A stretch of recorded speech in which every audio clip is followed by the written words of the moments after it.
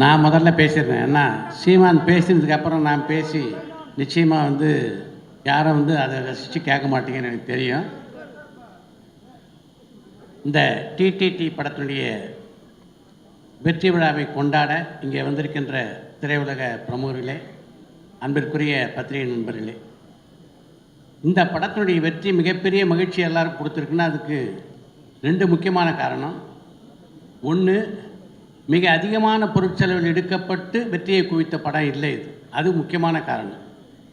2வது, இந்த படத்தினுடைய தயாரிப்பாளர் யார் என்பது. இந்த படத்தினுடைய வெற்றி நிச்சயமாக இன்னொரு 50-60 இளைஞர்களுக்கு புதிய படங்களை இயக்கக்கூடிய வாய்ப்பினை பெற்றுத்தரும். அப்படின்றதுனால தான் இந்த வெற்றி இன்னும் கொஞ்சம் கூடுதலான ஒரு மகிழ்ச்சி எல்லாருக்கும் தெரியுது. இந்த படத்தை பொறுத்த வரைக்கும் ஒரு சிம்பிள் சப்ஜெக்ட். நிதிஷ் சகாதி ரொம்ப அழகாக அந்த படத்தை இயக்கியிருக்கார். மிகச்சரியாக கதாபாத்திரங்களுக்கான நடிகர்களை தேர்ந்தெடுத்தார். அதான் ரொம்ப முக்கியமான விஷயம். ஜீவாவை பொறுத்த வரைக்கும் இந்த படம் அவருக்கு ஒரு பெரிய ஒரு மறுமலர்ச்சி அப்படின்னு தான் சொன்னால். அவருடைய கதாபாத்திரம் சரி, அந்த ஹேண்டில் பண்ண விதம் இருக்குல்ல, ஜீவா வெரி குட். ரொம்ப எக்ஸ்ட்ரானரியாக பெர்ஃபார்ம் பண்ணியிருந்தார். ரொம்ப இயல்பாக இருந்தது படம் பார்க்க.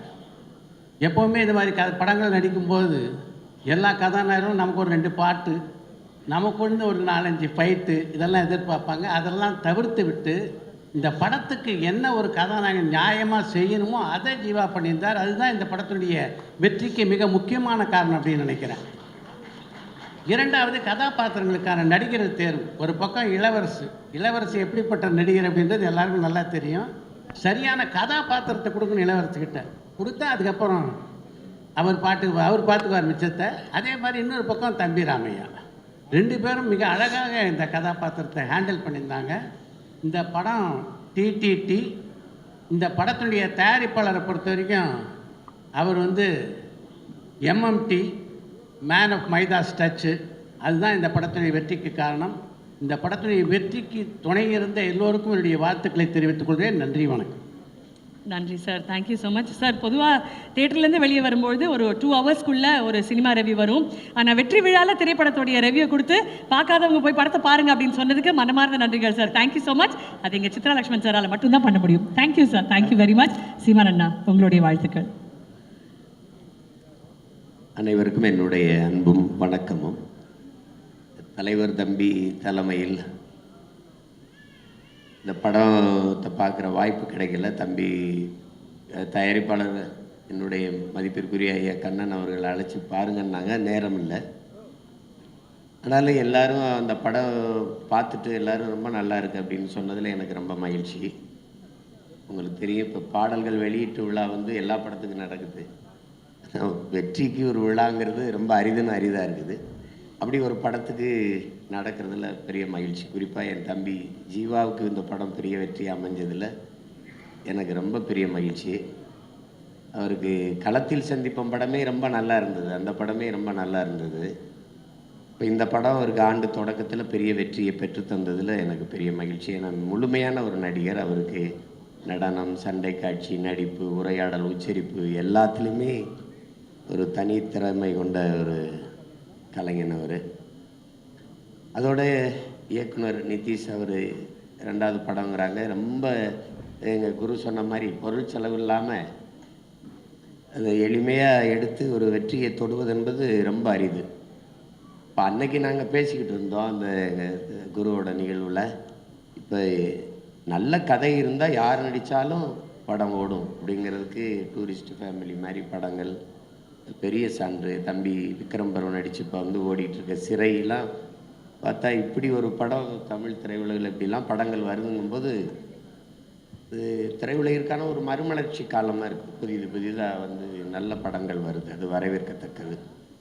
ஏன்னா எங்கள் அப்பா ஆர்பி சௌத்ரி மாதிரி தயாரிப்பாளர்லாம் படம் எடுக்காமல் இருக்கிறதா வருத்தமாக இருக்குது. அதை ஈடுகட்டுறதுக்கு எங்கள் ஐயா கண்ணன் ரவி அவர்கள் வந்திருக்காங்க. எங்கள் அண்ணன் செல்லுமணி சொன்ன மாதிரி இப்போ 20 படம் நடந்துக்கிட்டு இருக்கு அவர் தயாரிப்பில். அப்போ 20 இயக்குநர்களுக்கு வாய்ப்பு. இப்போ அது ரொம்ப அரிது. நல்ல கலைஞர்கள் நல்ல கதையோடு அலைகிறாங்க. அது என்ன சொல்கிறது, இந்த ஐயா சொல்லுவார்னு சொல்லுவாங்க. நல்ல கதை இருக்கும், அவருக்கு நல்ல தயாரிப்பாளர் கிடைக்க மாட்டார்.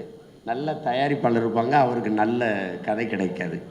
இந்த முரண் தான் காலங்காலமாக நடந்துக்கிட்டு இருக்கு. ஆனால் இப்போது இது ரெண்டும் உடன்பட்டு போகுது, முரண்பட்டு போகலை. அதில் இந்த படத்தின் வெற்றிக்கு உழைத்த ஒளிப்பதிவாளர், இசையமைப்பாளரை ரொம்ப நல்லா சொன்னாங்க.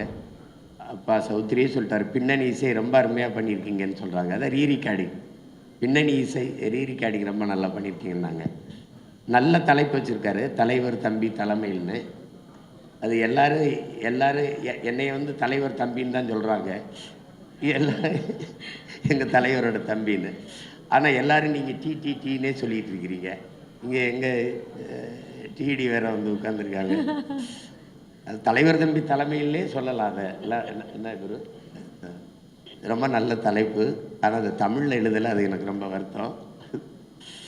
இந்த பட வெற்றியில் ஐயா கண்ணன் ரவி எவ்வளோ மகிழ்வாங்களோ அதை விட நான் பெரிதும் மகிழ்கிறேன். நான் வெற்றிங்கிறது 3 எழுத்து வார்த்தை இல்லை, அது பல பேருடைய வாழ்க்கை. அது ரொம்ப பெருசு. அதை இந்த படம் தொற்றுப்பதில் எனக்கு பெரிய மகிழ்ச்சி. எல்லோருக்கும் என்னுடைய அன்பும் வாழ்த்துக்களும். நன்றி அண்ணா, ரொம்ப ரொம்ப நன்றி, மனமார்ந்த நன்றிகள். தேங்க்யூ சார், தேங்க்யூண்ணா, தேங்க்யூ வெரி மச். வணக்கம்மா. நல்லா இருக்கீங்களா சார்? தலைவர் தம்பி தலைமையில் படத்தின் வெற்றி விழாவிற்கு வருகை தந்து விழாவை சிறப்பிக்கின்ற திரையுலக முன்னோடிகள் அனைவருக்கும், இந்த படத்தின் பத்திரிகையாளர் காட்சி நடந்து முடிந்த பிறகு உடனடியாக இயக்குனரை, கதாநாயகனை, என்னை அழைத்து வெகுவாக இந்த படத்தை ரசித்து பாராட்டி அதை மக்களுக்கும் சொல்லி இந்த நிகழ்ச்சியை வெற்றி விழாக்கிய அனைத்து ஊடக நண்பர்களுக்கும் என் மனமார்ந்த நன்றி. சௌத்ரி சார்கிட்ட எப்போது ஃபோன் பண்ணி, சார் ஒரு கதை சொல்லணும். அப்படியா, யாரையா ஹீரோ? ஜீவா. யோ அவனுக்கு ஒரு படம் ஓடாது, நீ வேற, நானே படம் எடுக்கிறதில்ல, அவனுக்கு இதுக்கே கூப்பிட்ற, போங்க வேற யாருக்கா ஹீரோ சொல்லுங்கய்யா. இப்படி வளர்ந்த ஹீரோ அவர். அப்போ இவ்வளோ ஒழுக்கமாக வளர்ந்துருப்பார். ஹீரோ கிளம்பி ஷூட்டிங் வருவாரா மாட்டாரா இந்த பிரச்சனையெல்லாம் இல்லாமல் எந்திரிச்சா வந்து இந்த படத்தோட பொறுத்த மட்டும் ஜீவா மாதிரி ஒரு ஹீரோ ஜெயிக்கிறத ஒரு சக நடிகனாக நான் ரசிக்கிறதுக்காகவும் அல்லது பாராட்டுறதுக்கான காரணம் என்னென்னா டிசிப்ளின். வேலையில் ஒரு ஹீரோ, ஒரு ப்ரொடியூசருக்கு வந்து சொல்லியாச்சுன்னா காலையில் ஹீரோ வந்துடுவார். அவர் எந்திரிச்சிட்டாரா, குளிச்சிட்டாரா, தூங்கிட்டாரான்னு படம் எடுக்கிறாருந்தா எடுக்க முடியாது.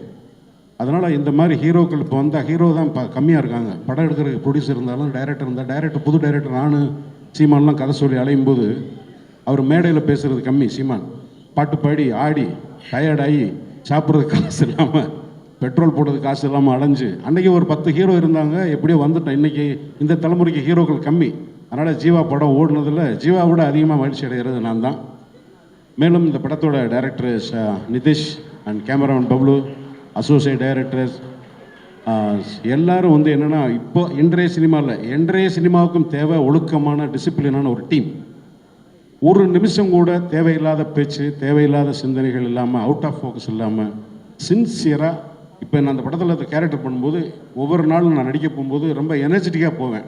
எல்லோரும் 5 மணிக்கு, காலையில் 5 மணிக்கு சாயங்காலம் 5 மணிக்கு போனோம்னா 6 to 6 சில சமயங்களில் 2 o'clock முடியும். அந்த செட் அசிஸ்டன்ஸ் 2 வீட்டுக்கு நடுவில் அந்த செம்பருத்தி பூவெலாம் நடனம்.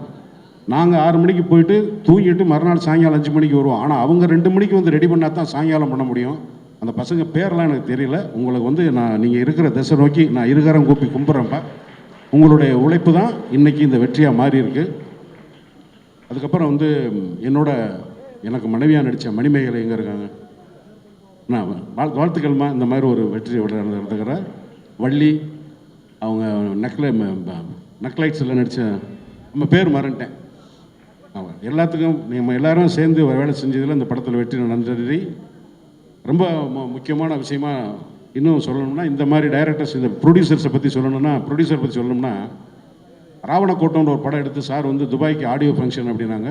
துபாயில் என்னடா ஆடியோ ஃபங்க்ஷன், பிரசாத் லேபே இருக்கே, இதுக்கு எதுக்கு அங்கே வைக்கிறாங்க? ஏன்னா அதுக்கு முன்னாடி எனக்கு கண்ணன் ரவி சாரை பற்றி தெரியாது. சரி, நான் வந்து பொள்ளாச்சியில் வந்து வேற ஒரு படம் ஷூட்டிங்கில் இருந்து அங்கேருந்து தான் போனால் நமக்கு கொடுத்த ட்ரீட்மெண்ட்டை பார்த்துட்டு, ஐயா நான் இதுக்கெல்லாம் ஒருத்தலையா, நீ ஆளை விடுங்கய்யா, நான் பாவம், நான் மட்டும் ஒரு ஓரமாக நிற்கிறவனை கூட்டினா முழுக்க ஒருத்தருக்கு கூச்சப்படுற அளவுக்கு ஒரு ஹாஸ்பிட்டாலிட்டி கொடுக்க முடியும்னா அது கண்ணன் ரவி சார் தான்.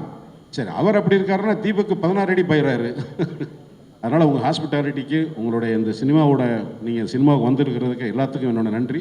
இந்த படம் வந்து ஒரு வெற்றி படமாக அமைஞ்சதில் ரொம்ப நன்றி. 2026 இது ரிலீஸ் ஆகுமா ஆகாதா, எப்படா ரிலீஸ் ஆக போகுதுன்ற பயத்தோடு இருக்கும்போது நாளைக்கு ரிலீஸ், 4 ரிலீஸ். மதுரையில் காலையில் ஃபஸ்ட்டு ஷோக்கு ஆள் இல்லைன்னாங்க, செகண்ட் ஷோ சாயங்காலம் ஃபுல்லாகிடுச்சு.